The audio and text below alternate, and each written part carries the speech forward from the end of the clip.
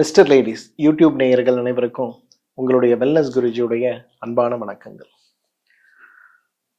நிறைய பேர் இன்றைக்கு நம்ம உடம்பில் ஏற்படுகின்ற நோய்கள் என்ன, அந்த நோய்களுக்கான தீர்வுகள் என்ன அப்படிங்கிற ஒரு புரிதலற்று விதவிதமான தீர்வுகள், விதவிதமான மருத்துவர்களை தேடி மருந்துகளை சாப்பிட்டு எனக்கு இந்த நோய்க்கு தீர்வு கிடைக்கல அல்லது என்னுடைய உடல் பலவீனத்திற்கு தீர்வுகள் கிடைக்கல அப்படின்னு தொடர்ந்து குழப்பத்தில் ஓடிக்கொண்டிருக்கிறத நம்ம பார்க்கோம். நிறைய பேர் என்னிடத்தில் வரும்போது கூட கண்ணீர் விட்டு அழுவதை பார்த்திருக்கேன். வரும்போது பார்த்தீங்கன்னா 100 பக்கங்கள் அல்ல 1000 பக்கங்கள் கொண்டிருக்கக்கூடிய மெடிக்கல் ரிப்போர்ட்ஸோட வரதையும் பார்த்திருக்கேன். ஏன் எனக்கு இந்த நோய் வந்தது, நான் என்ன பாவம் செஞ்சேன்னு புலம்புறதையும் பார்த்திருக்கேன். என்ன காரணம்? நோய்களை பற்றிய விழிப்புணர்வு நமக்கு இல்லாமல் போனதுதான் காரணம். 2002 நான் டெல்லியில இருக்கக்கூடிய ஒரு குருவை சந்திச்சேன். அப்ப 2002 நான் படிப்பு முடிச்சு 1 வருஷம் ஆன காலம். அப்ப அவர் என்ன ஒரு முறை பார்த்து நிறைய கேள்விகள் கேட்டார். அப்ப அந்த கேள்விகள்லாம் முடிஞ்ச பிறகு அவர் எனக்கு ஒரு விஷயம் சொன்னார். உன்னிடத்தில் இருக்கக்கூடிய அறிவை அடுத்தவர்களுக்கு புரிகின்ற மாதிரி சொல்லிக் கொடுக்க முடியலனா படிச்சவனா படிக்காதவனாங்கிற வித்தியாசமே கிடையாது. அது நீ சொல்லுகின்ற தகவல் அவர்களை சரியாக புரிந்து கொள்ள வைக்க முடியவில்லை என்றால் நீ ஒரு சிறந்த மருத்துவன் ஆக முடியாது அப்படின்ற ஒரு விஷயத்தை எனக்கு சொல்லிக் கொடுத்தார். இன்றைக்கு என்னிடத்தில் வரக்கூடிய ஒவ்வொரு நோயாளிக்கும் என்னால் முடிந்தவரை நான் முயற்சி செய்து சொல்லிக் கொடுப்பது எது தெரியுமா? ஏன் அவங்களுக்கு இந்த நோய் ஏற்பட்டது, இந்த நோய் எந்த நிலையில் இருக்கிறது, இந்த நோய்க்கான தீர்வுகளாக நாம் நினைத்து கொண்டிருப்பது மருந்துகள் மட்டும்தானா, என்ன வழிமுறைகளை பின்பற்றினால் இந்த நோயிலிருந்து முழுமையாக குணமடைந்து விட முடியும் அப்படிங்கிற விஷயத்த அவர்களுக்கு புரிய வைப்பதில் நான் நிறைய கவனம் எடுத்துப்பேன். என்னோட வீடியோஸ்லாம் நீங்க பார்த்தீங்கன்னா தெரியும், எப்பவுமே ரொம்ப பேசுவேன், நிறைய பேசுவேன். ஆனா தேவையானவர்களுக்கு அது தெளிவை கொடுப்பதில், அந்த தெளிவை அடைந்து அவர்கள் கமெண்ட்ல வந்து இந்த தெளிவுக்கு நன்றின்னு சொல்லும்போது அதுதான் நீங்க எனக்கு கொடுக்கக்கூடிய மிகப்பெரிய பரிசு, விருது. அந்த வகையில இன்றைக்கு எழுச்சியின்மைன்னு சொல்லக்கூடிய பிரச்சனை, ஆண்களுக்கு ஏற்படுகின்ற எரெக்டைல் டிஸ்ஃபங்க்ஷன் சொல்லக்கூடிய பிரச்சனை.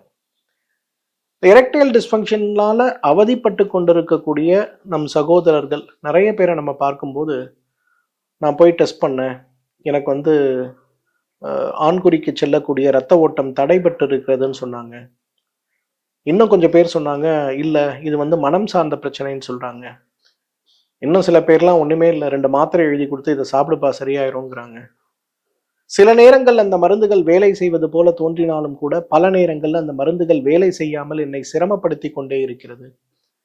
எதை தென்றால் பித்தம் தீருங்கிற மாதிரி எதை செய்து இந்த நோயிலிருந்து குணமாக்க முடியுங்கிற ஒரு புறம் கவலையோடு சுற்றி கொண்டிருப்பவர்களும், இன்னொரு புறம் எல்லாமே செய்தாகிவிட்டது, என்னுடைய வாழ்க்கையே முடிந்து விட்டது அப்படின்னு சொல்லக்கூடிய நிலையில் இருப்பவர்கள் சிலரும் இருக்கிறத பார்க்க.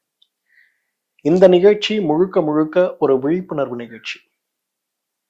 நம்ம வீட்டில் இருக்கக்கூடிய சகோதரனோ, கணவனோ, தம்பியோ, அண்ணனோ, நண்பனோ, யாராவது ஒருத்தருக்கு எரெக்டைல் டிஸ்ஃபங்க்ஷன் சொல்லக்கூடிய எழுச்சியின்மை நோய் இருக்கு அப்படின்னா தவறாம இந்த வீடியோவை அவங்களுக்கு ஃபார்வர்ட் பண்ணுங்க. ஏன் இதை நான் முதல்ல சொல்றேன்னா, எழுச்சியின்மை நோய் அப்படிங்கிறது ஒரு வகை கிடையாது, ஒரு காரணத்தால் வருவது கிடையாது.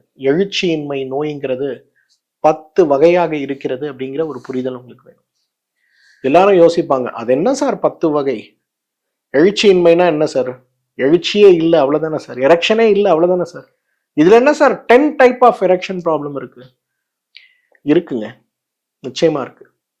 இந்த 10 வகை எரெக்ஷன் ப்ராப்ளம் என்னன்னு பாக்குறதுக்கு முன்னாடி ஏன் எரெக்ஷன் ப்ராப்ளம் வருது அப்படின்னு சொல்லக்கூடிய 5 முக்கியமான காரணங்களை நான் சொல்றேன்.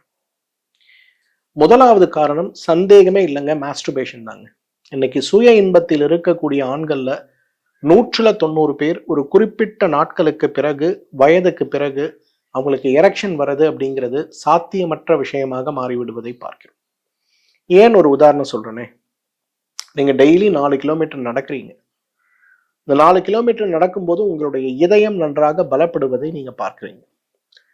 இந்த 4 கிலோமீட்டர் நடக்கக்கூடியவர்கள் நீங்க 20 வயதுல நடக்க ஆரம்பிக்கிறீங்க, 80 வயதல்ல, 90 வயதல்ல, 100 வயது ஆனாலும் ஒரு துணையோடு நீங்க நிச்சயமா 4 கிலோமீட்டர் உங்களால நடக்கக்கூடிய அளவுக்கு உங்களுக்கு பலம் கிடைப்பதை பார்க்கலாம்.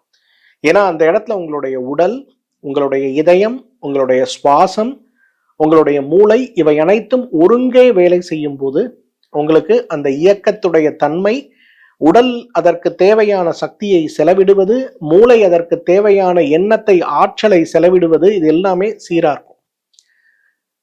இதே நீங்க மாஸ்டர்பேஷன் அப்படின்னு சொல்லக்கூடிய ஒரு விஷயத்தோட தொடர்பு படுத்தும் போது அந்த இடத்துல உங்களுக்கு செயற்கையாக எண்ணங்களும், செயற்கை எண்ணங்களுக்கு ஏற்றாற்போல மூளை சுரக்கக்கூடிய அமிலங்களும், அந்த மூளை சுரக்கக்கூடிய அமிலங்களுக்கு ஏற்றாற்போல இதய துடிப்பும், அந்த இதய துடிப்புக்கு ஏற்றாற்போல உங்களுடைய விரைப்புத்தன்மையும் விந்துவும் வெளிவரக்கூடிய நிலையும் இருக்கும்போது இது உடலுடைய இயக்கமாக இல்லாமல் மனதுடைய கற்பனை இயக்கமாக இருக்கும்போது தற்காலிகமான டோபமைன் செக்ரிஷனை இது கிரியேட் பண்ணக்கூடிய ஒரு நிலையில் இருக்கும்போது ஒரு குறிப்பிட்ட நாட்களுக்கு பிறகு மூளை இது கற்பனை அப்படிங்கிற விஷயத்தை தொடர்ந்து உணர ஆரம்பிக்கும் போது கொஞ்சம் கொஞ்சமாக மூளை சுரக்கக்கூடிய அமிலத்தை குறைக்க ஆரம்பிக்கும். ஒரு பிசிக்கலா நீங்க ஒரு வேலை செய்வதற்கும் கற்பனையில் இந்த வேலை செய்வது போல கற்பனை செய்து கொள்வதற்கும் மூளை சுரக்கக்கூடிய அமிலத்துடைய தன்மை மாறும்போது யாரெல்லாம் இன்றைக்கு 18 வயது 17 வயது சுய இன்பம் செய்யக்கூடிய ஒரு நிலையில் இருக்கிறார்களோ அவங்க எல்லாருக்கும் பாத்தீங்கன்னா 28 வயது 30 வயது ஆகும்போது முதலில் சந்திக்கக்கூடிய மிகப்பெரிய சவால் எது அப்படின்னு பாத்தீங்கன்னா நிச்சயமா எரெக்டைல் டிஸ்ஃபங்க்ஷன் தான். இன்னைக்கு வீட்டில் இளைஞர்கள் இருக்காங்க அப்படின்னா உங்க ஃப்ரெண்ட் சர்க்கிள்ல யாராவது ஒரு ஹேபிட்ல இருக்காங்கன்னா ப்ளீஸ் வார்ன் தெம். அவங்க கிட்ட சொல்லுங்க, ஐயோ இல்லை இப்படி டாக்டர் சொல்லியிருக்காரு, பிசிக்கல் வேற எமோஷனல் வேற. இது பிசிக்கலா இருக்கும்போது உடம்பு நல்லா இருக்கும், எமோஷனலா இருக்கும்போது உடம்போட பலம் குறையும், மூளையோட அமிலம் சுரப்பது குறையும். அதனால எக்டசின்னு சொல்லக்கூடிய கற்பனையில் இருக்கக்கூடிய மகிழ்ச்சி அப்படிங்கிறது இன்றைக்கு பெரிய அளவுல எரெக்டைல் டிஸ்ஃபங்க்ஷனை கொண்டு வந்துடும். ரெண்டாவது, இன்றைக்கு உடலியல் நோய்கள்னு சொல்லக்கூடிய நிறைய நோய்களை நான் பார்க்குறேன். நேத்து மாலை ஒரு பையன் கடலூர்ல இருந்து என்னை பார்த்தேன். கல்யாணம் ஆகி 2 மாசம் ஆச்சு. இந்த 2 மாசத்துல ஒரு முறை கூட மனைவியோட தாம்பத்தியத்துல இருக்க முடியல. என்ன ஆச்சு அப்படின்னு சொல்லி வீட்டில் ஒரே சண்டையாகி பஞ்சாயத்தாகி அந்த பையனை கொண்டு போய் டெஸ்ட் பண்ணி பார்த்தா அவனோட சுகர் 420 இருக்கு. அவன் ஃபாரின்ல இருந்திருக்கான். அந்த பையனுக்கு குடிப்பழக்கம் நிறைய இருந்திருக்கு. ஆனா இங்க வரும்போது நான் நல்லா தானே இருக்கேன். நேத்து கூட என்கிட்ட வரும்போது சொல்றான், சார் எனக்கு சுகர் இருக்குன்னு என்னால நம்ப முடியல சார், நான் நல்லா தான் சார் இருக்கேன்.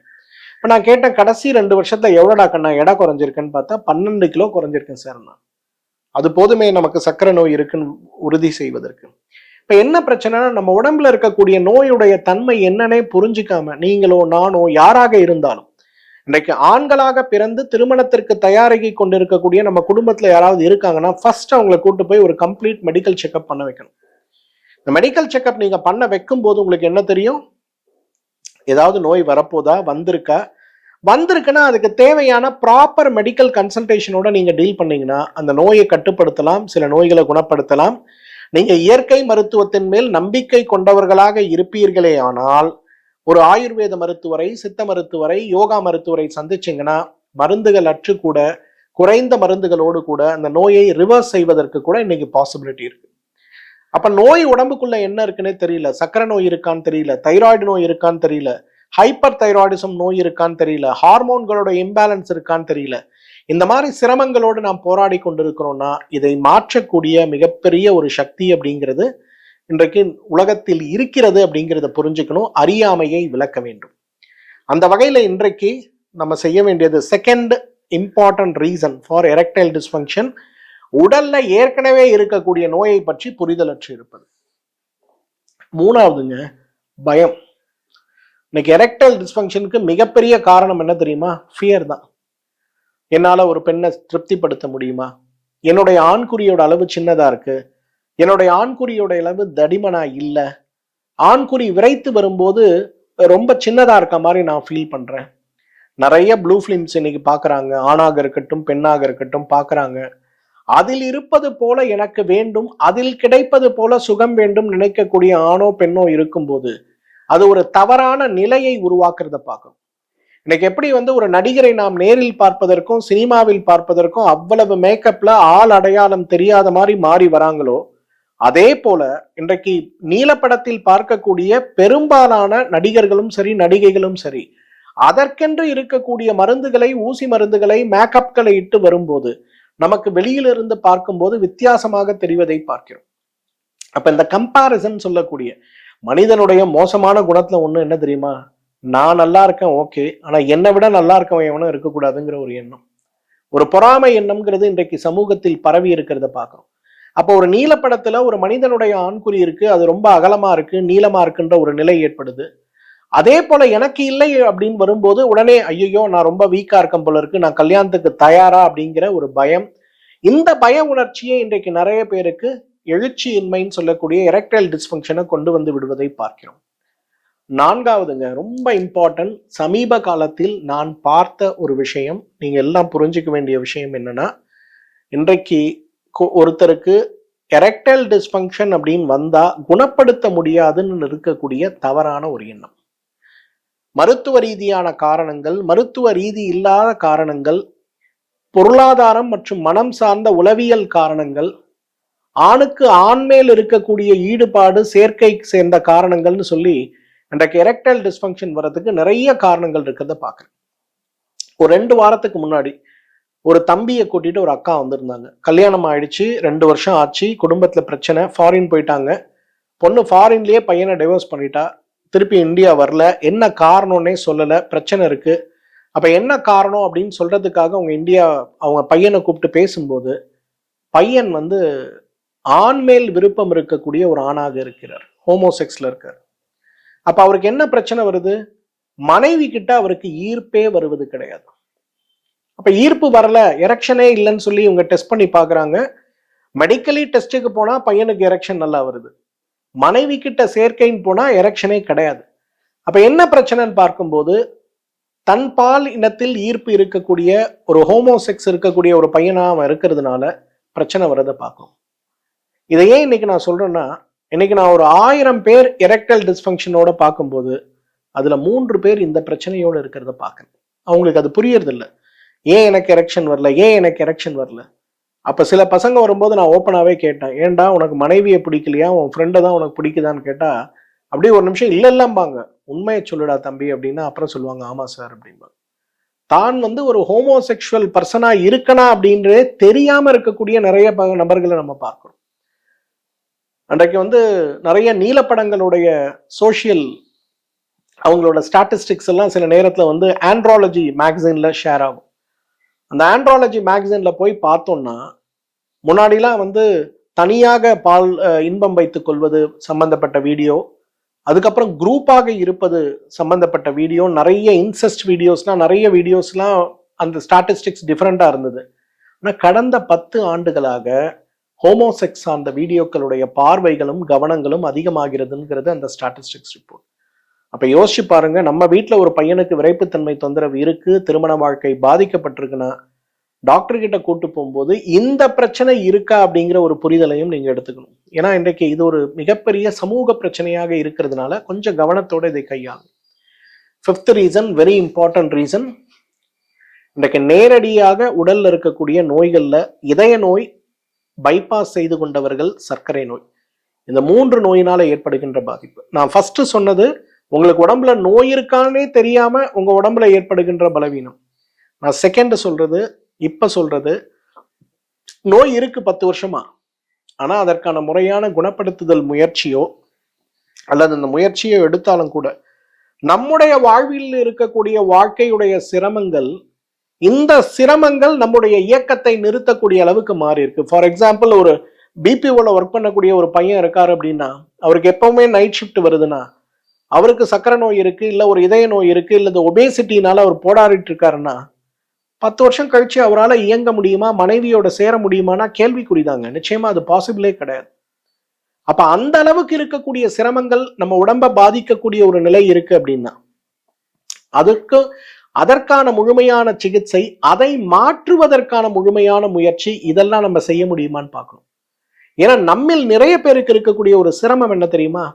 சக்கரை நோய் வந்தா எரெக்டைல் டிஸ்ஃபங்க்ஷன் வந்துடும், இதய நோய் இருந்தா எரெக்டைல் டிஸ்ஃபங்க்ஷன் வந்துடும், எனக்கு உடல் எடை கூடுதலா இருந்தா என்னால இயங்க முடியாது, எனக்கு நான் மன அமைதிக்காக மன நோய்க்காக மருந்துகள் சாப்பிட்டு கொண்டிருக்கிறேன் அப்படின்னா என்னால இயங்க முடியாது. அப்ப நான் மனநோய்க்கான மருந்தை நிறுத்திட்டா என்னால இயங்க முடியும், இதய மருந்துகளை நிறுத்திட்டா இயங்க முடியும். என்னோட சர்க்கரை மருந்துகளை நிறுத்திட்டா இயங்க முடியும். இது சார்ந்த விஷயங்கள்ல தான் நம்முடைய ஒரு எண்ணங்கள் இருக்கே தவிர, இது சார்ந்த விஷயங்களால் நான் அவதிப்பட்டாலும் மாற்ற முடியும் அப்படிங்கிறது தான். இதற்காக இந்த 5 விஷயத்தை நான் ப்ரிசைஸா சொல்றேன்னா, இதுதான் இன்னைக்கு காம்ப்ளெக்சிட்டி. ஏன்னா நிறைய இடங்கள்ல நான் அந்த டாக்டரை பார்த்தேன், இந்த டாக்டரை பார்த்தேன், இப்படி பார்த்தேன், அப்படி பார்த்தேன், இவ்வளோ மருந்து சாப்பிட்டேன், இவ்வளோ ஊசி கூட போட்டாங்க, எனக்கு ஒண்ணுமே நடக்கல அப்படின்னு வருத்தத்தோடு இருப்பவர்கள் முதல்ல புரிஞ்சுங்க, நான் சொன்ன 5 காரணத்துல 2 காரணம் அல்லது ஒரு காரணம் இருந்தாலே அந்த காரணத்தை மாற்றுவதற்கான முயற்சி தான் இதை தீர்ப்பதற்கான வழி. இதெல்லாம் சொல்லிட்டீங்க சார், இப்ப எப்படி சார் நான் வந்து புரிஞ்சுக்கிறது என் உடம்புல இருக்கக்கூடிய எரெக்டைல் டிஸ்ஃபங்க்ஷன் எந்த வகை அப்படிங்கிறது? 10 வகையான எரெக்டைல் டிஸ்ஃபங்க்ஷனை நம்ம பார்க்கலாங்க. முதல் வகையான எரெக்டைல் டிஸ்ஃபங்க்ஷன் அப்படிங்கிறது கம்ப்ளீட் எரெக்டைல் டிஸ்ஃபங்க்ஷன் சொல்லுவோம். நீங்க என்ன பண்ணாலுமே எழுச்சி வராது, ஊசி போட்டாலும் வராது, மருந்து சாப்பிட்டாலும் வராது, என்ன பண்ணாலுமே. இன்றைக்கு எரெக்ஷனை கொண்டு வரக்கூடிய எந்த வகையான சிகிச்சைக்கும் உதவி செய்ய முடியாத அளவுக்கு எப்பொழுதுமே ஆண்குறி துவண்டு போயிருக்கக்கூடிய ஒரு நிலைக்கு தான் கம்ப்ளீட் எரெக்டைல் டிஸ்ஃபங்க்ஷன் சொல்லுவோம். இந்த கம்ப்ளீட் எரெக்டைல் டிஸ்ஃபங்க்ஷன் அப்படின்னு வரும்போது இதற்கான சிகிச்சையே கிடையாதுன்னு துவண்டு போயிருக்கீங்கன்னா கவலைப்படாதீங்க. இயற்கை மருத்துவத்துல நிறைய சிகிச்சைகள் இருக்கிறது. அதுல குறிப்பா ஒரு சிகிச்சைக்கு பேர் தான் வாஜீகரண சிகிச்சைன்னு பேரு. வாஜினா என்ன? குதிரை. குதிரை போல பலம் இருக்கக்கூடிய ஒரு ஆண்மகனாக மாற்றக்கூடிய சிறப்பு சிகிச்சைக்கு தான் வாஜீகரண சிகிச்சைன்னு பேர். அப்ப உங்களுக்கு கம்ப்ளீட் எரெக்டைல் டிஸ்ஃபங்க்ஷன்னா அதோட அறிகுறி என்ன? 3 அறிகுறி தான். மருந்து சாப்பிட்டாலும் எரெக்ஷன் வராது, பிசிக்கலா இன்ஜெக்ஷன் போட்டாலும் எரெக்ஷன் வராது, நேரடியா சர்ஜரி பண்ணாலும் எரெக்ஷன் வராது. எதுவுமே பண்ண முடியாதுன்னு கைவிடப்பட்ட நிலையில் இருக்கக்கூடியது தான் first type of erectile dysfunction. Second type of erectile dysfunction அப்படிங்கிறது பார்ஷியல் எரெக்டைல் டிஸ்ஃபங்க்ஷன் சொல்லுவோம். அதாவது சில நேரங்கள்ல ஒரு மாசத்துல ஒரு முறை நமக்கே தெரியாம தூக்கத்தில் ஏற்படுகின்ற ஒரு வகையான ஒரு எரெக்ஷனுக்கு தான் பார்ஷியல் எரெக்டைல் டிஸ்ஃபங்க்ஷன் சொல்லுவோம். இதனால செக்ஸ் வச்சுக்க முடியாது, ஆண்குறியோட நீளம் எப்படின்னு தெரியாது, ஏதோ ஒரு வித்தியாசம் ஆண்குறியில் இருப்பதை நம்ம உணர முடியும், அவ்வளவுதான். அதுக்கு மேல எதுவுமே வராது. இதுக்கு பேரு பார்ஷியல் எரெக்டைல் டிஸ்ஃபங்க்ஷன் பேரு. பெரும்பாலும் சக்கரை நோயாளியா இருக்கவங்க, இதய நோயாளியா இருக்கவங்க, நீண்ட காலம் அறுவை சிகிச்சை ஏதோ செய்து உடலுடைய ஓய்வுல இருக்கவங்கள 190 பேருக்கு ஏற்படக்கூடியதுதான் இந்த பார்ஷியல் எரெக்டைல் டிஸ்ஃபங்க்ஷன் சொல்லக்கூடிய பிரச்சனை. இது பெரும்பாலும் பாத்தீங்கன்னா இன்றைக்கு 50 வயதுக்கு மேல இருக்கக்கூடிய 100 பேர்ல 50 பேருக்காவது இருக்க முடியும். இந்த பார்ஷியல் எரெக்டைல் டிஸ்ஃபங்க்ஷனை குணப்படுத்துறது ரொம்ப ரொம்ப சுலபம். தேவையான அளவு ஆற்றலை கொடுத்தோம்னா உடனே அது வந்து ஒர்க் ஆகிறத பார்க்க முடியும்.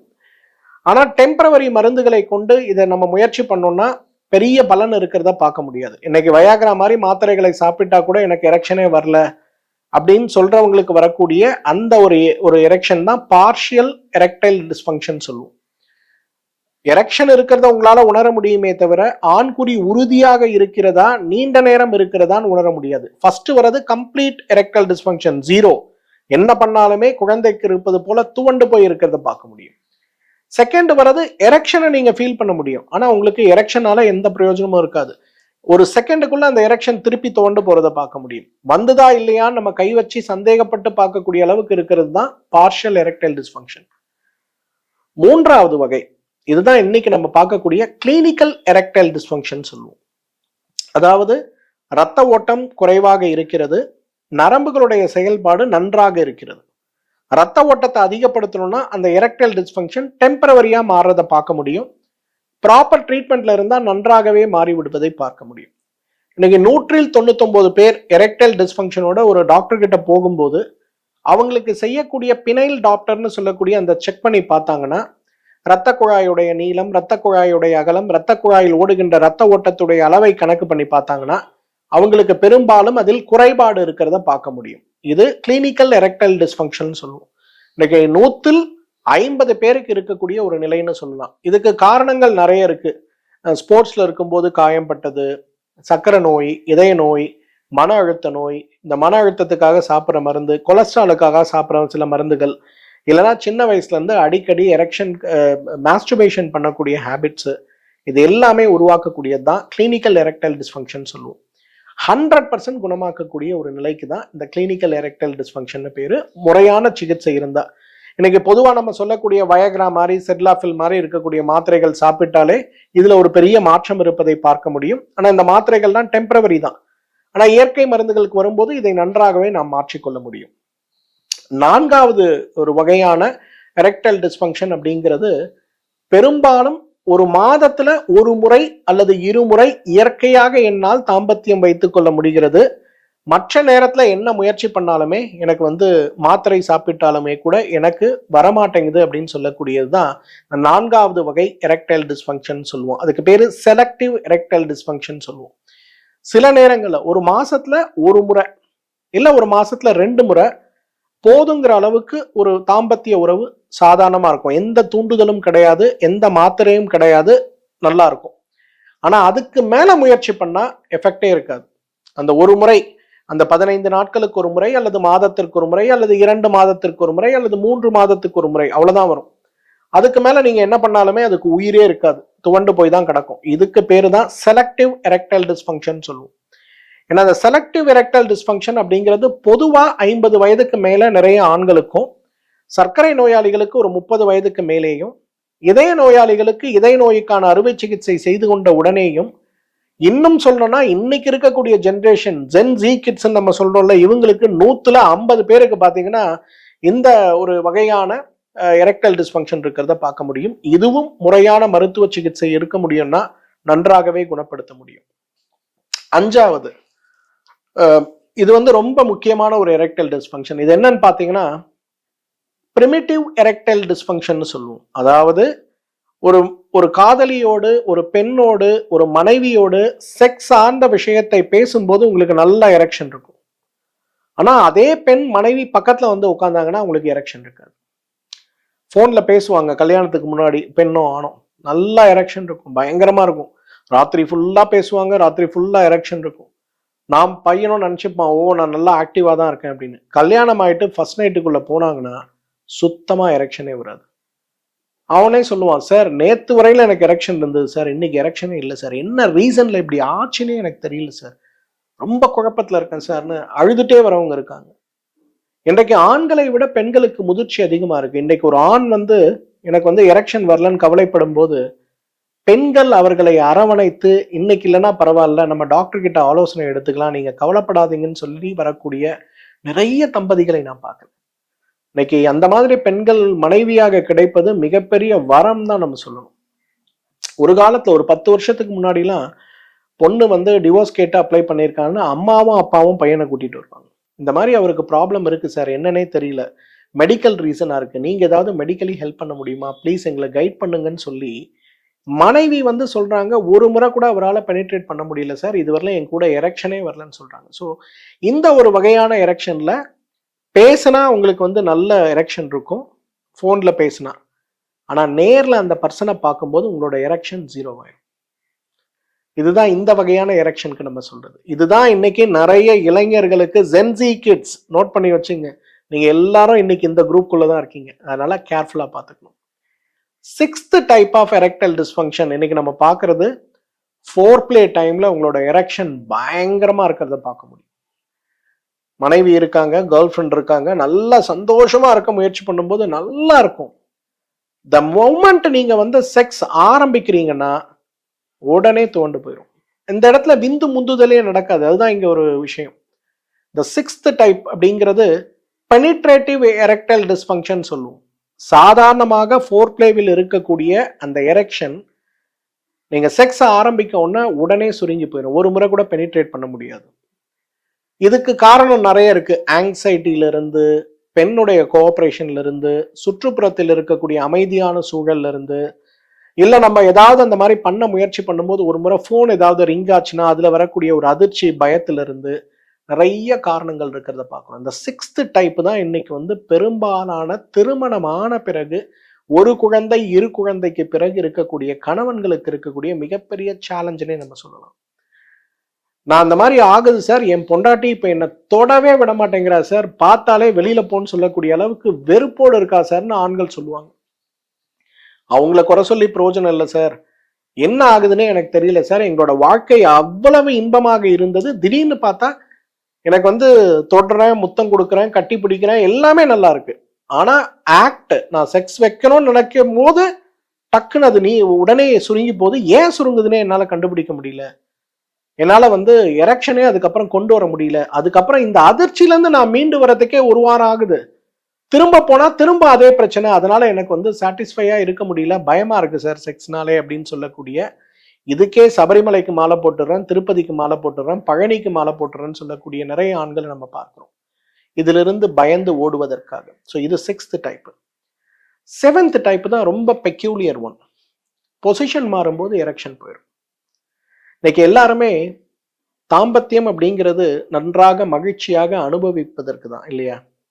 அந்த மாதிரி இருக்கும்போது மனிதனுக்கு தேவையான அந்த இன்பம்னு வரும்போது விதவிதமான பொசிஷன்ல கணவன் மனைவி இணைய முயற்சி செய்யும் போது அந்த பொசிஷன் மாறும்போது டக்குன்னு எரெக்ஷன் போயிடும். திருப்பி எரெக்ஷன் வரவே வராது. இது மிகப்பெரிய அளவில் பாதிப்பை உருவாக்கக்கூடிய ஒரு நிகழ்வு. இன்றைக்கு நிறைய பெண்கள் பெரிய அளவுல ஃப்ரஸ்ட்ரேட் ஆகி டிவோர்ஸ் போறதுக்கோ அல்லது மற்றதுக்கோ ஏற்படுத்தக்கூடிய ஒரு வகையான எரெக்டைல் டிஸ்ஃபங்க்ஷன் இது ஆக்ஷன் எரெக்டைல் டிஸ்ஃபங்க்ஷன் சொல்லுவோம். தாம்பத்திய நேரத்தில் திடீரென்று பாஸ்டர் மாறும்போது ஏற்படுகின்ற ஒரு வகையான எரெக்டைல் டிஸ்ஃபங்க்ஷன் சொல்லலாம். இதுதான் 7வது டைப். இன்னைக்கு நிறைய ஆண்களுக்கு இது இருக்கும். ஆனால் வெளியில சொல்ல கூச்சப்பட்டுட்டு டாக்டர் கிட்ட போகும்போது இதெல்லாம் டீட்டெயிலா சொல்லாம எனக்கு எரெக்டைல் டிஸ்ஃபங்க்ஷன் சார்ன்னு சொல்லுவீங்க. அவங்களும் உங்களுக்கு வழக்கமா கொடுக்குற மருந்தை கொடுப்பாங்க, சாப்பிடுவீங்க, எரெக்ஷன் இருக்கும், ஆனா பொசிஷன் மாறும்போது திருப்பி டவுன் ஆயிரும்.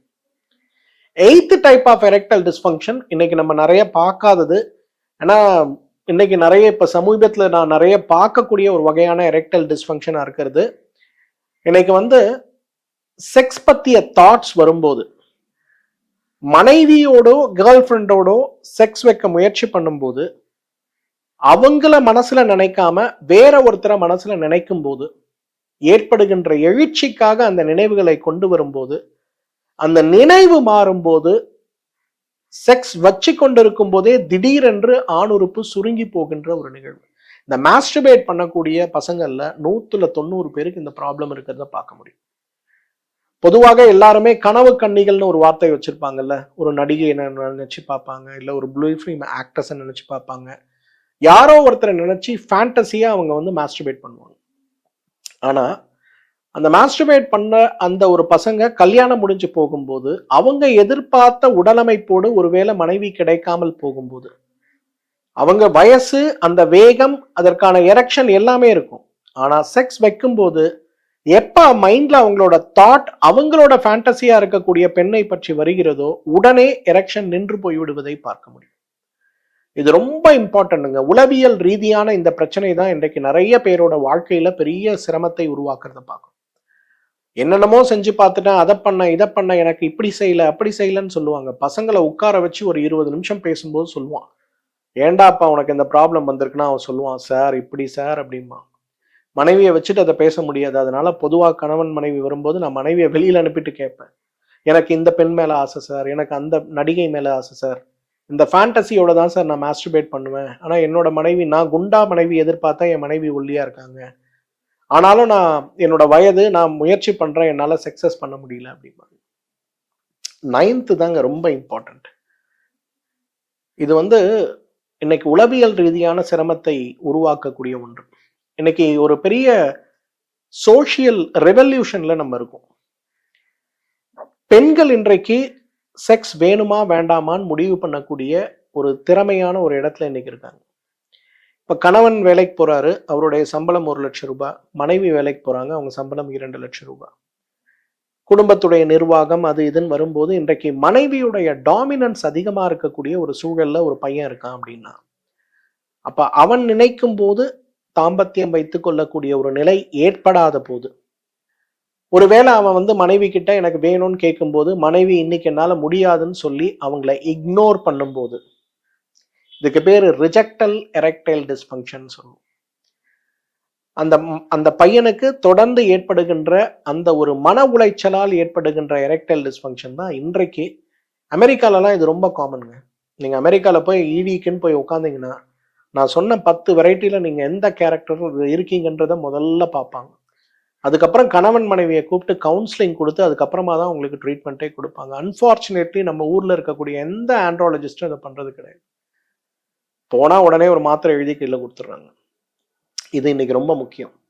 இன்னைக்கு நிறைய காரணங்கள் இல்லையா? வேலைக்கு போற பெண்கள் இல்லை, 2 குழந்தைக்கு பிறகு இருக்கக்கூடிய பெண்கள், ஒரே ஒரு வீட்டுல ஒரு சின்ன ரூம்ல நம்ம இருக்கோம், அந்த இடத்துல குழந்தைகள் இருப்பாங்க, இல்ல ஒரே ஒரு வீடு 2 அறை தான் இருக்கும், பக்கத்து ரூம்ல அம்மா அப்பா இருப்பாங்க. அப்ப 20 வயதுல தாம்பத்தியம்ங்கிறத எல்லாம் புரிஞ்சுப்பாங்க. அதே 35 வயது 38 வயதுன்னு வரும்போது இன்றைக்கு நம்ம சமூக கலாச்சாரம் பெரும்பாலும் பெண்களை அவர்களுடைய விருப்பத்திற்கு வாழ விடுவதில்லைங்கிற உண்மை. அந்த நிலை வரும்போதும் பெண்கள் ரிஜெக்ட் பண்ண ஆரம்பிக்கும் போது அந்த அந்த ஒரு மனநிலை, அந்த உளவியல் மாற்றம் இன்றைக்கு இந்த எரெக்டைல் டிஸ்ஃபங்க்ஷனை கொண்டு வரதை பார்க்கும். ஸோ இந்த மாதிரி ஏற்படுகின்ற எரெக்டைல் டிஸ்ஃபங்க்ஷன் பெரும்பாலும் தாம்பத்தியம்ங்கிறது திணிக்கப்பட்ட தாம்பத்தியமாக மாறும்போது, அந்த திணிக்கப்பட்ட தாம்பத்தியம்ங்கிறது இன்றைக்கு அந்த ஆண்களுக்கு ஏற்படுத்துகின்ற மன உளைச்சல், அந்த மன உளைச்சலுடைய மிகப்பெரிய வெளிப்பாடாக நாம் பார்ப்பதுதான் இந்த வகையான எரெக்டைல் டிஸ்ஃபங்க்ஷன். 10வது தான் ரொம்ப பெக்யூலியர். இதுல நம்மலாம் கேள்விப்படாத விஷயங்களாக கூட இருக்கலாம். 10வது இணையத்தில் படித்த சில விஷயங்கள். இப்போ மெடிக்கல் ரீசன்ஸ், ஃபார் எக்ஸாம்பிள் வெதப்பையில ஒரு வலி வந்தது, அடிவயிறு பகுதியில் ஒரு வலி வந்தது, முதுகுத்தண்டுல ஒரு வலி வந்ததுன்னு இவங்க போய் கூகுளில் தேடும்போது அது ரிலேட்டடான அறிகுறிகள் பார்த்து அந்த ரிலேட்டடான அறிகுறிகள் தனக்கு இருப்பது போல் நினைத்து கொண்டு, சார் எனக்கு ஒரு கபடி ஆடும்போது நான் 10th படிக்கும்போது எனக்கு முதுகில் அடிபட்டது சார், அப்புறம் பார்த்தா எனக்கு எரெக்டைல் டிஸ்ஃபங்க்ஷன் வந்துருச்சு, ஒருவேளை அதனால தான் வந்துச்சு போல இருக்கு, இது குணப்படுத்த முடியாத எரெக்டைல் டிஸ்ஃபங்க்ஷனாக இருக்க போகுது அப்படின்னு சொல்லி வரக்கூடிய சைக்கலாஜிக்கல் எரெக்டைல் டிஸ்ஃபங்க்ஷன். ஃபிசிக்கலி மெடிக்கலியும் அவன் ஃபிட்டாக இருப்பான். போய் எக்ஸாமின் பண்ணும்போது நம்ம ஊசி போடுறோம்னா எரெக்ஷன் பியூட்டிஃபுல்லாக வரும். அவனுக்கு 2 தொடைக்கு நடுவில் நாங்கள் ஒரு சின்ன குச்சி மாதிரி வச்சுருப்போம், அதை வச்சு அப்படி கோடு போட்டோம்னா உடனே எரெக்ஷன் வரதை நம்ம பார்க்க முடியும். மெடிக்கலாக நாங்கள் எக்ஸாமின் பண்ணும்போது இதெல்லாம் பண்ணுவோம். அப்போ அந்த மாதிரிலாம் பார்த்தா அவனுக்கு ஃபிட்டாக இருப்பான். ஆனால் அவன் மனசில் என்ன நினச்சிருக்கான்னா, எனக்கு இந்த காயம் பட்டது அதனால என்னால் இயங்க முடியாதுன்னு சொல்லி வரக்கூடிய சைக்கலாஜிக்கல் எரெக்டைல் டிஸ்ஃபங்க்ஷன். இன்னைக்கு நிறைய இந்த ஜென்சி கிட்ஸ் இருக்காங்களே அப்பா, அவங்கெல்லாம் எங்கே போய் இதெல்லாம் படிக்கிறாங்க, எப்படி இதெல்லாம் இருக்குன்னு அசியூம் பண்ணுறாங்கன்னே தெரியல. 26 இயர்ஸ் ஓல்டு ஒரு பையன் வரான், அவன் அழுதுட்டே வரான், கூட அம்மா அப்பா வராங்க, அவங்க அதுக்கு மேலே அழுதுட்டு வராங்க. என்னையான்னு கேட்டால், சார் இந்த பையனுக்கு ஆண்மை குறைவுங்கிறான், அத்தை பையனை கல்யாணம் பண்ணணும், பொண்ணு ரெடி, மாப்பிள்ளை வீட்டிலேருந்து பொண்ணு வீட்டிலேருந்து ப்ரெஷர் கொடுக்குறாங்க பண்ண சொல்லி, பையன் நல்ல வேலையில் பொண்ணு நல்ல வேலையில் நல்ல புரிதலோடு இருக்கக்கூடிய குடும்பம், இவனுக்கு இப்படி ஒரு பிரச்சனை இருக்குது, இதை போய் நாங்கள் வெளியில் சொன்னால் என்ன சார் ஆகுறது, சரிப்பா டெஸ்ட் எடுத்துகிட்டு பார்த்தா எல்லாம் பர்ஃபெக்ட்லி ஃபிட்டு. அப்புறம் அம்மா அப்பாவை வெளியில் அனுப்பிட்டு உட்கார வச்சு என்னையதான் உனக்கு ஆச்சு அப்படின்னு கேட்கும்போது அவன் சொல்கிறான், சார் இப்படி படித்தேன் இப்படி ஆயிடுச்சு சார் அப்படின்னா. அடிக்காத குறையா அந்த பையனுக்கு நான் சொல்லி அனுப்பணும், இப்படிதான் பண்ணணும், இதெல்லாம் இருக்கு, இதெல்லாம் புரிஞ்சுக்கிடான்னு சொல்லி அவங்க அப்பா அம்மாவை கூப்பிட்டு அவங்களுக்கும் மெடிக்கலி இந்த பையன் ஃபிட்டா இருக்கான் முதல்ல புரிஞ்சுங்கன்னு சொல்லி எக்ஸ்பிளைன் பண்ணி, அதுக்கப்புறம் பார்த்தீங்கன்னா இப்போ ரீசெண்டாக கல்யாண பத்திரிக்கை கொடுத்துட்டு போகக்கூடிய அளவுக்கு நார்மல் ஆச்சு. இது ஏன் சொல்றேன்னா, நிறைய ஆம்பளை பசங்க இன்னைக்கு அவன் உடம்புல நோயே கிடையாது, ஆனா நோய் இருக்க மாதிரி கற்பனையிலேயே வாழ்றாங்க. ஒரு மூளை இருக்கு இல்லைங்களா, அது ஒரு விஷயத்தை நம்ப ஆரம்பிச்சதுன்னா அது சுரக்கக்கூடிய அமிலங்களை சுரக்காமல் போகக்கூடிய நிலையை உருவாக்கி விடக்கூடிய வாய்ப்பு இருக்கு. நீங்க ரோட கிராஸ் பண்ண போறீங்க, பஸ் வருது, ஐயோ பஸ் வந்தா என் மேல இடிச்சிருமே நீங்க நினைச்சீங்கன்னா உடனே அட்ரினலின் சுரக்கும், ரோட கிடுகிடுன்னு ஓடி போயிருவீங்க, பஸ் தூரத்துல தான் வரும். அதே போல என் உடம்புல ஒரு பிரச்சனை இருக்குன்னு மூளையை நீங்க நம்ப வச்சுக்க ஆரம்பிச்சீங்கன்னா மூளை சுரக்கக்கூடிய அமிலங்களை முற்றிலுமாகவே நிறுத்திவிடும். இன்னைக்கு நிறைய ஜென்சி கிட்ஸுக்கும் இந்த 2000ல பிறந்த 90ஸ்ல பிறந்த நிறைய பேருக்கு இந்த ப்ராப்ளம் இருக்கிறத பார்க்குறோம். 42 இயர்ஸ் இருக்கக்கூடிய ஒரு யங் ஆடிட்டர் வராரு, என்னன்னு கேட்டால் எரெக்டைல் டிஸ்ஃபங்க்ஷன். சரி மெடிக்கலி அனலைஸ் பண்ணுவோன்னு பார்த்தா எல்லாமே பர்ஃபெக்ட்லி ஆல்ரைட். என்ன சார் பிரச்சனை? சார் எனக்கு 2 இயர்ஸாக சுகர் இருக்குது சார், அதனால எனக்கு இடி இருக்குது சார். 2 இயர்ஸாக உனக்கு சுகர் இருந்தால் இடி வரும்னு யாரு சார் சொன்னா அப்படின்னா, நான் இன்டர்நெட்ல படிச்சு பார்த்தேன் சார். ஆடிட்டர்ஸ் 3000 கோடி 4000 கோடி கணக்குகளை நிர்வாகம் செய்யக்கூடிய அறிவாளிகளுக்கே இந்த உண்மை புரிவது கிடையாது. சக்கரை நோய் வந்தா இடி வந்தாகணும்னு எல்லாத்தையும் சொல்லி புரிய வச்சு கவுன்சிலிங் கொடுத்த பிறகுதான் இன்னைக்கு நார்மல் ஆகிறது பார்க்கணும்.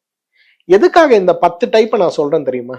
இதை நீங்க முக்கியமா புரிஞ்சுக்கணும். பசங்க இதை பார்க்குறவங்க, இந்த வீடியோவை ஷேர் பண்றவங்க எல்லாரும், நம்ம உடம்புல இருக்கக்கூடிய எரெக்டைல் டிஸ்ஃபங்க்ஷன் எந்த வகைன்னு நமக்கு தெரிஞ்சா மட்டும்தான் அதற்கான ப்ராப்பர் ட்ரீட்மெண்ட் கொடுக்க முடியும்.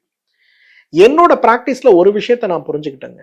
இந்த கம்ப்ளீட் எரெக்டைல் டிஸ்ஃபங்க்ஷன் சொல்லக்கூடிய ஒரே ஒரு நிலையை தவிர மீதி 9 வகையான எரெக்டைல் டிஸ்ஃபங்க்ஷனும் மிகப்பெரிய அளவில் நம்மால் குணப்படுத்த முடியும். எரெக்டைல் டிஸ்ஃபங்க்ஷன் வந்துருச்சு, 9 டைப்ஸ்ல நான் ஃபாலோ ஆகிறேன், நான் என்ன சார் பண்ணணும்? 5 விஷயங்களை உங்க மனசுலவுல நீங்க நம்பணும். நம்பர் 1, எரெக்டைல் டிஸ்ஃபங்க்ஷன் குணப்படுத்தக்கூடியது தான்ன்ற நம்பிக்கை உங்களுக்கு முதல்ல வரணும். இது குணமாகுமா, ஆவாதா, இந்த மருந்து வேலை செய்யுமா, செய்யாதா, உண்மையிலே இதுக்கு மருந்து இருக்கா இல்லையா, நான் இன்டர்நெட்ல படிச்சேன், இது சரியா இருக்குமா இல்லையான்னு எனக்கு சந்தேகமா இருக்கு. இந்த முட்டாள்தனமான யோசனைகளை முதல்ல நிறுத்தி உங்க ஊர்ல இருக்கக்கூடிய ஒரு ஆயுர்வேத மருத்துவரை, சித்த மருத்துவரை, யோக மருத்துவரை சந்தித்து நாடி பார்த்து வாத பித்த கபத்தில் எந்த உடல்ல நான் இருக்கேன், எந்த வயசுல இருக்கேன், ஏன் எனக்கு இந்த பிரச்சனை வந்ததுங்கிற கேள்வியோடு இந்த நோயை குணப்படுத்திக் கொள்வதற்கான வழிமுறைகளை மருத்துவர்கள் சொல்லி கொடுக்கிற மாதிரி முதல்ல எடுத்துக்கணும். இதுதான் ஃபர்ஸ்ட் பாயிண்ட் நீங்க பண்ண வேண்டியது. நீங்களே போய் ஒரு மாத்திரையை வாங்குறது, நீங்களே போய் இணையத்துல ஒரு மாத்திரையை வாங்குறது கூடாது. மருத்துவர்கள் பரிந்துரைக்கக்கூடிய விஷயத்த நீங்க பண்ண ஆரம்பிக்கணும். 2வது, உடல்ல இருக்கக்கூடிய இணை நோயோ துணை நோயோ இருக்குன்னா அந்த துணை நோய் இணை நோயுடைய தாக்கம் இதுக்கு காரணமா இருக்கான்னு புரிஞ்சுக்கணும். உதாரணத்துக்கு சக்கரை நோயாளிகள், 100 சக்கரை நோயாளிகளுக்கு எரெக்ஷன் ப்ராப்ளம் இருக்கு. 190 சர்க்கரை நோயாளிகளுக்கு விந்து முந்துதல், ப்ரீமெச்சூர் எஜாகுலேஷன் ப்ராப்ளம் இருக்கு. ஆனா நம்ம என்ன சொல்றோம், சர்க்கரை நோய்க்கு இதுக்கும் தொடர்பு இல்லை, இதுக்கு மட்டும் எனக்கு மாத்திரை கொடுங்க. வேலை செய்யாது. சர்க்கரையை கண்ட்ரோல் பண்ணுங்க, பிறகு இதுக்கு ட்ரீட்மெண்ட் எடுங்க, பெரிய மாற்றம் வருவதை பார்க்க முடியும். ஸோ உடம்புல இருக்கக்கூடிய எக்ஸிஸ்டிங் ப்ராப்ளம் என்னங்கிறத அண்டர்ஸ்டாண்டிங்கோட நம்ம போனோம்னா குணப்படுத்துவது ரொம்ப சுலபம். 3வது, மனசுக்கு முக்கியத்துவம் கொடுங்க. உங்க மனசுல இருக்கக்கூடிய சந்தேகங்களை மருத்துவர்கிட்ட போகிறதுக்கு முன்னாடி ஒரு ஒயிட் பேப்பர் எடுத்து பேனா எடுத்து எழுதுங்க.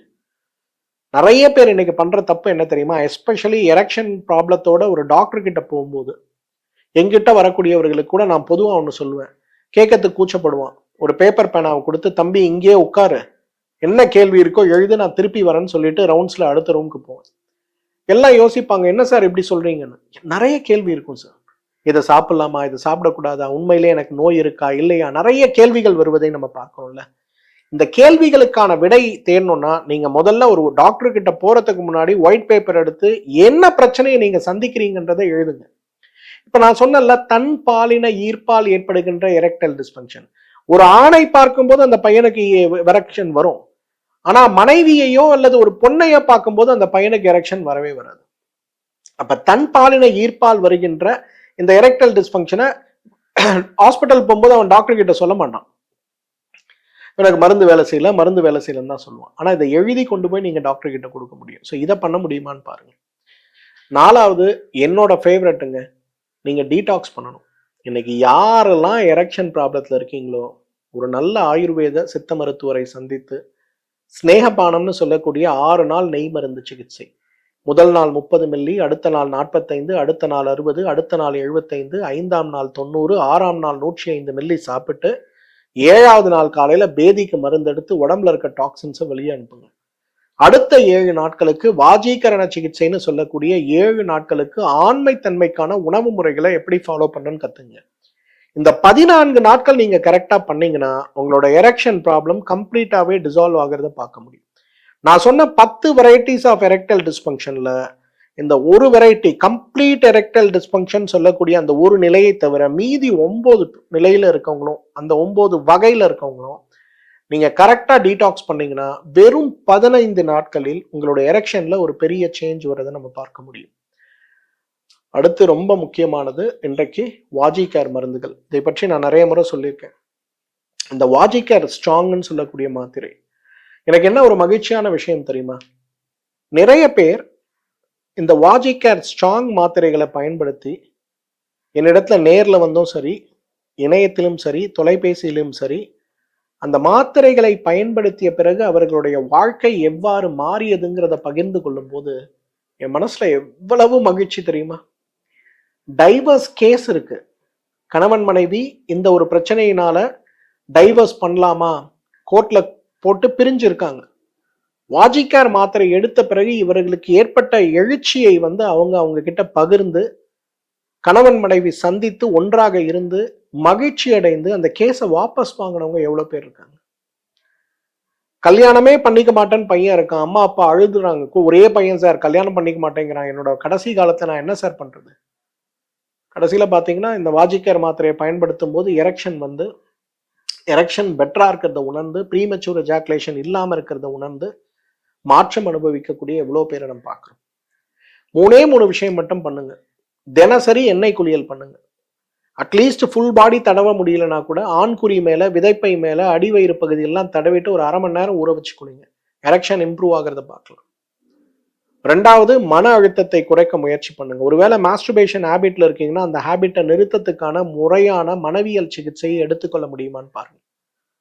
3வது, வாஜிகேர் ஸ்ட்ராங் பயன்படுத்த முடியுமான்னு பாருங்க. இந்த 3 விஷயங்களை பண்ணாலே எரெக்ஷன்ல இருக்கக்கூடிய ப்ராப்ளம், நான் சொன்ன 10 வகையான எரெக்ஷன்ல கம்ப்ளீட் எரெக்ஷன் சொல்லக்கூடிய அந்த ஒரு வகைக்கு தான் சிறப்பு சிகிச்சை தேவை. மற்ற எந்த வகையாக இருந்தாலும் முறையான மருத்துவ ஆலோசனையோடு டீடாக்ஸ் செய்தாலே நம்ம உடம்புல பெரிய மாற்றம் ஏற்படுவதை பார்க்கலாம். இந்த வீடியோ பார்த்த பிறகு உங்க மனதுல நிறைய சந்தேகங்கள் இருக்கும். ஒருவேளை எனக்கு இருக்கக்கூடிய எரெக்ஷன் இந்த மாதிரியா அந்த மாதிரியான சந்தேகங்கள் இருக்கும். கமெண்ட் செக்ஷன்ல உங்களோட கேள்விகளை என்னிடத்தில் பகிர்ந்து கொள்ள முடியுமான்னு பாருங்க. என்னால் எனக்கு எப்ப நேரம் கிடைக்குமோ அதற்கான பதில் சொல்ல நான் காத்திருக்கேன். ஆனா ஒரு விஷயம் மட்டும் ஞாபகம் வச்சுங்க, எரெக்டைல் டிஸ்ஃபங்க்ஷன் குணப்படுத்த முடியாத நோய் கிடையாது. முறையான சிகிச்சையின் மூலம் குணப்படுத்தக்கூடியது தான் அப்படிங்கிறத புரிஞ்சுங்க. இந்த வீடியோவை உங்களோட ஃப்ரெண்ட்ஸ், உங்களோட கம்யூனிட்டி மற்றும் நம்ம குடும்பத்தில் இருக்கக்கூடிய சிரமப்பட்டு கொண்டிருக்கக்கூடிய ஆண்களுக்கும் பெண்களுக்கும் இந்த வீடியோவை பகிர்ந்து கொள்ள முடியுமான்னு பாருங்க. இந்த வீடியோ நிச்சயமாக உங்க குடும்பத்தில் இருக்கக்கூடிய குழந்தையின்மை நோயை மட்டும் இல்ல, ஆண்மை குறைவு சார்ந்த நோய்களையும் குணமாக்க ஒரு விழிப்புணர்வாக இருக்கும் அப்படின்னு நான் நம்புறேன். மீண்டும் சந்திப்போம். நன்றி, வணக்கம்.